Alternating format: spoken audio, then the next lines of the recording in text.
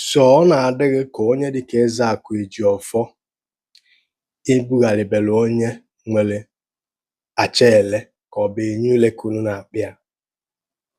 So n'ime onwe gị kịta na Mathias Ezeaku Ejiofor n'ogolo for a long period of time na-ebugharị ndị alụ adịlọ.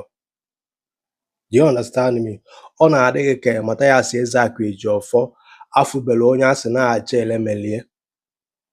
O ji wee pụta wee gwa gị sị gị dat na onwere ife dị ka achaele, na onwe ife mebe gị jee ụlọ ọgwụ ị ka na-ada to the 10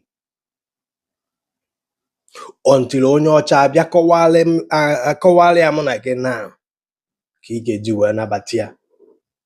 Do you understand me? Ịma na anyị nwabụ ndị ojii, especially ndị Igbo anyị enwebula idea na Imo steeti bụ a rich country nwere enough to take care of Imo right.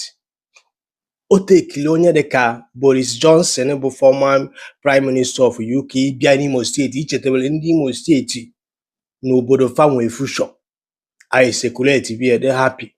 Ịma na ndị isi ojii ma amalọ na abụrụ mụ na gị na-abụ ọnụ amalọ dat na a na-akpa anyị ndị Christian na Northern Nigeria, na a na-akpa anyị Nigerians. It takes only white man onye dịka Donald Trump ime a tweet ka ndị ojii na-achị mụ na gị na-abụ nwee ike imegharịba arụ ma na ga-protect their own citizen. All problem anyị nwa bụ black people onwe. Nwanne gị nwoke bụ Mathias nọ n'ogolu na this journey for a long period of time. Ọ fụgasigo ya niile dịgasị iche iche. Ọ tọọgo ife a na-akpọ ihe gbasara health ups and down n'ime ma mpụta ya kpagharịa na ya pụta na-agwa gị sị gị na-ekwe ife ọfụ. Then he can on a comment section now see that no, he never see anything like what you people are telling me. They pray, they comment I can laugh.